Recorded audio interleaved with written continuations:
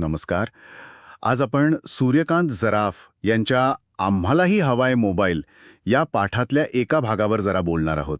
म्हणजे एक तरुण मुलगी आहे आणि तिला मोबाईल हवाय. ती पालकांकडे कशी मागणी करते, त्यामागचे विचार, भावना काय आहेत हे जरा समजून घेऊया. हो, आणि ही मागणी म्हणजे काय म्हणतात त्याला, आजकाल मोबाईल किती महत्वाचा झालाय आणि कसं पिढ्यानपिढ्या बघण्याचा दृष्टिकोन बदलतोय ना, याचं एक छान उदाहरण आहे खरं तर. अगदी. पहिला मुद्दा जो लगेच जाणवतो तो म्हणजे मी आता मोठी झाले ही फिलिंग, आणि मग लगेच घरातल्या इतरांची तुलना, ताईशी, दादाशी. किंवा वडिलांशी सुद्धा, ज्यांच्याकडे 2 मोबाईल आहेत. बरोबर. म्हणजे ताईने मागितला की लगेच मिळतो, किंवा बाबांकडे 2-2 मोबाईल. यातून असं वाटतं की आपल्याला डावललं जातंय. तो प्रश्न, गरज काय त्याची, तो खूप लागतो तिला, नाही का? अगदी. ही फक्त एका वस्तूची मागणी नाहीये मला वाटतं.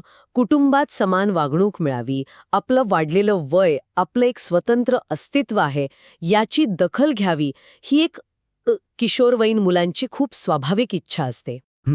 आणि हे कुठेतरी सामाजिक मान्यतेशी पण जोडलेलं आहे, की सगळ्यांसारखं आपल्याला पण वागवावं, कुटुंबात पण तेच स्थान मिळावं. आणि मग नुसती भावनिक मागणी नाहीये, ती त्याला सपोर्ट करायला व्यावहारिक कारणं पण देतीये, की फोन फक्त बोलायला नाही तर वाढदिवसाला मित्रमैत्रिणींना बोलवायचं आहे. किती भारी वाटेल तसं केलं तर, असं ती म्हणते. हो, किंवा शाळेत समजा अचानक सुट्टी लागली तर सरांना कळवायचं आहे, म्हणजे फोनवर काय बोलता येईल याची कल्पनाच मांडतीये ती. बरोबर. इथे ना ती फोनला खेळणं म्हणून नाही बघत आहे, म्हणजे दादा जसा गेम खेळतो तसं नाही, तर ती त्याला सामाजिक संबंध जोडण्याचं किंवा एक जबाबदार संवादाचं साधन म्हणून सादर करतेय. वडिलांसारखं वागण्याचा प्रयत्न दिसतोय थोडा, ऑफिसला कळवण्यासारखं. अगदी. म्हणजे गरज ही फक्त हौस नाहीये, ती किती प्रॅक्टिकल आहे, आवश्यक आहे, हे ती पटवायचा प्रयत्न करतेय. एक प्रकारे जबाबदारी घ्यायला तयार आहे असं दाखवतेय ती. आणि पुढे जाऊन तिला हेही माहितीये की घरातून काय आक्षेप येऊ शकतात. म्हणजे आजी कदाचित म्हणेल की मुलांना फोन दिला की ते बोलतच बसतात, वेळेचं भान नसतं, असं काहीतरी. हो, पण त्यावर पण उत्तर तयार आहे की मोठी माणसं करतात असं, आम्ही मुलं नाही करणार. उलट दादाचं उदाहरण देते ती. हो, की तो कसा अभ्यासाचं सांगून लायब्ररीत जातो म्हणतो, पण परत काहीतरी वेगळंच असतो. म्हणजे मोठ्यांच्या वागण्यातला जो विरोधाभास आहे तो पण ती बरोबर दाखवतेय. आणि मग एक वाटाघाटीचा किंवा तडजोडीचा मार्ग पण सुचवते बघा. आईला म्हणते की अगं माझा मोबाईल आला की आपण दोघे मिळून वापरू. अच्छा, हा एक डील करण्याचा प्रयत्न आहे. हो, म्हणजे समोरच्याला पटवायला वेगवेगळी तंत्र वापरली आहेत. न्यायाची भावना जागृत करणं, जसं ताई तुझी लाडकी वगैरे.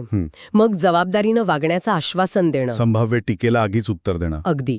आणि शेवटी तडजोड करणं. म्हणजे मोठ्यांच्या वागण्यातल्या विसंगती पण तिला कळतायत, हे पण दिसतं इथे. म्हणजे एकूण बघितलं तर ही मागणी फक्त एका फोनसाठी नाहीये. त्यामागे स्वातंत्र्य हवंय, इतरांशी कनेक्ट व्हायचंय, आणि महत्वाचं म्हणजे घरच्यांनी आपल्यावर विश्वास टाकावा, ही भावना आहे. बरोबर. म्हणूनच ती शेवटची ओळ, पप्पांना तर सांग, बघू काय होते ते, यात अजूनही एक आशा आहे असं वाटतं. अगदी खरंय.